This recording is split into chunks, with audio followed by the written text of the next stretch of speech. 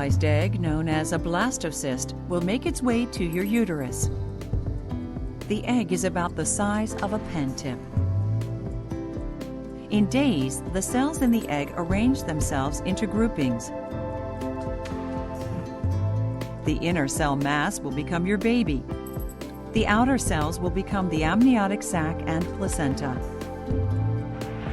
The blastocyst then sheds its protective casing in a process called hatching and burrows into the lush uterine wall.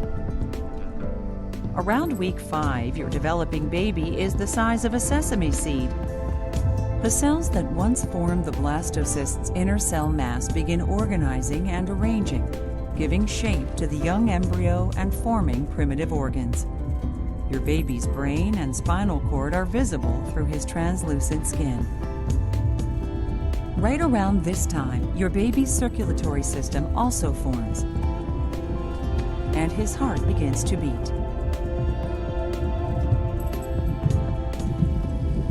Your baby looks more like a tiny tadpole than a human. He's drawing nutrients and oxygen through the newly formed placenta and umbilical cord. By week 9, the embryonic tail is gone. Your baby's looking more human every day. With protruding limbs and fingers, a defined nose, mouth, and eyes, and tiny earlobes. Your new resident is about the size of a grape and weighs a fraction of an ounce. It's hard to believe how rapidly one cell evolves in such a short time into the unmistakable body of a baby.